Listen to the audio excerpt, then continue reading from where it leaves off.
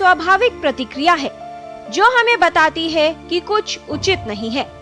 गुस्सा न केवल एक असहज भावना है, बल्कि जब हम क्रोध का अधिक अनुभव करते हैं, बहुत अधिक समय तक गुस्से में रहते हैं, तो इसका दुष्प्रभाव कई तरह से हम पर पड़ता है। क्रोध एक वो अवस्था है जिसमें आप बहुत ज़्यादा, जिसे हम साधारण शब्दों में कहें तो गुस्सा कर रहे हैं, नाराज़ हो रहे हैं, और उसका दुष्परिणाम जो हो रहा है वो सामने वाले पे आ रहा है, क्योंकि कई बार सामने वाले को उसके कारण डांटा जा रहा है। पहला पक्ष ये कि सामने वाले के प्रति आक्रामकता हुई, हिंसा हुई। दूसरा पक्ष ये है कि स्वयं के शरीर और अपने मन और मस्तिष्क के प्रति भी उसका नुकसान आया।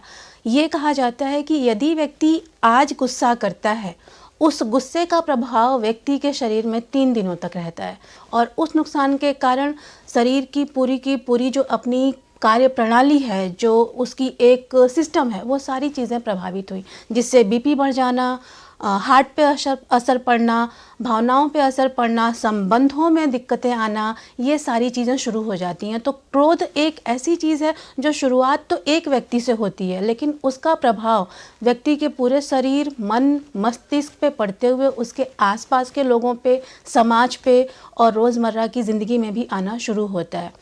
अपने सर्वोत्तम रूप में क्रोध हमें खतरे के प्रति सचेत करता है और प्रतिक्रिया के लिए प्रेरित करता है।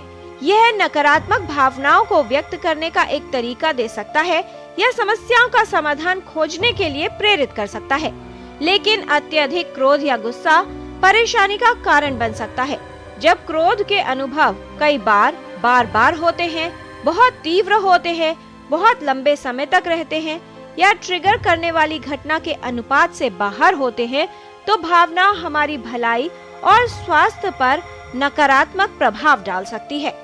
क्रोध के कई कारण होते हैं और लोगों को छोटी छोटी बातों पर अक्सर गुस्सा आ जाता है, जैसे दफ्तर के लिए देर होना, अधिक ट्रैफिक मिल जाना, कोई महत्वपूर्ण वस्तु न मिलना, बच्चों का बात न मानना, बच्चे की हरकतें, किसी की अनुचित बात या कोई कार्य पूर्ण न होना।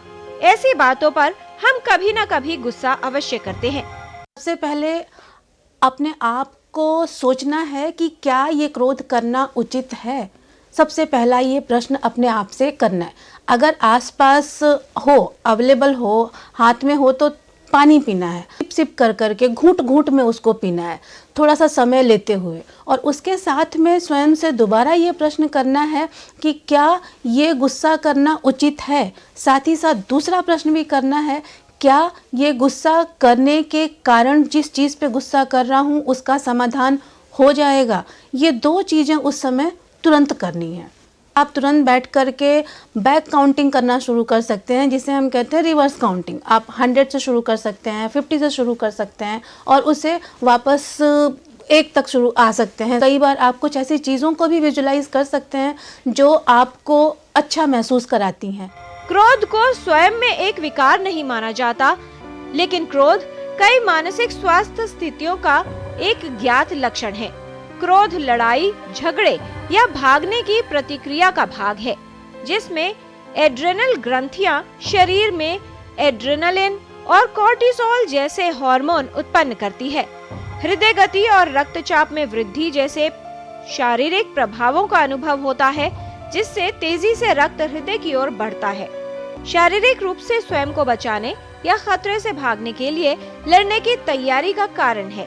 हालांकि हमारे शरीर में ये तनाव प्रतिक्रिया प्रणाली हमारी सुरक्षा के लिए विकसित हुई है, लेकिन अधिकतर मामलों में हमें उस चीज से निपटने के लिए अतिरिक्त ऊर्जा की आवश्यकता नहीं होती जो हमारे क्रोध का कारण बन रही है।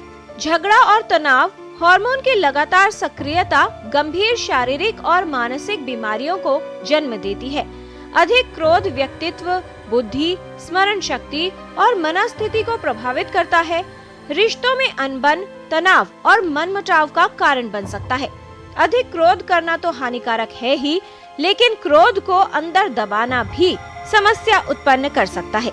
इसलिए ये समझना आवश्यक है कि क्रोध को व्यक्त कैसे किया जाए। एक कहावत है कि मन के हारे जीत है और मन के हारे हार। तो सबसे पहले मन को ये बताना होगा कि हाँ, ये चीज़ें सही नहीं है और इस तरफ हमें कार्य करना है। एक कार्यशैली, एक कार्य प्रणाली, एक दिनचर्या बना करके रखना कि हम सोने, जागने, उठने इसका एक रूटीन बनाएं और साथ ही साथ एक हेल्दी लाइफ स्टाइल जिसकी हम बात करते हैं। हेल्दी लाइफ स्टाइल में सबसे पहली चीज़ आती है कि सोने और जागने का रूटीन बनाना, सही समय से सोना, 6 से 7 घंटे की, 8 घंटे की पर्याप्त नींद लेना और एक पौष्टिक आहार खाना, 7 से 8 गिलास पानी का उपयोग करना, फल फ्रूट्स खाना, इन सारी चीज़ों का पालन करते हुए समय का प्रबंधन करना। जब हम इन सारी चीज़ों का पालन करेंगे तो धीरे धीरे चीज़ें रूटीन में आने लगती हैं। और इसके साथ एक महत्वपूर्ण बात और भी है कि अपने गुस्से को शांत रखने के साथ साथ सामने वाले के गुस्से पे भी खुद को शांत रखने की कोशिश करनी है। वहाँ भी उन्हीं चीज़ों को करना है कि कोई दूसरा व्यक्ति आपको अफेक्ट ना कर सके। किसी भी स्थिति को बेहतर नियंत्रित करने के लिए आवश्यक है कि क्रोध न किया जाए। क्या आपको बात बात पर गुस्सा आता है, आप आसानी से चिढ़ जाते हैं या निराश हो जाते हैं, तो आप क्रोध संबंधी समस्याओं से प्रभावित हो सकते हैं। अपने व्यक्तित्व और आदतों में बदलाव कर क्रोध का उचित प्रबंधन संभव हो सकता है। क्रोध स्वास्थ्य के लिए हानिकारक है। क्रोध की आदत को छोड़ें और अपने स्वास्थ्य को बेहतर बनाएं। किरण भारद्वाज, डीडी न्यूज।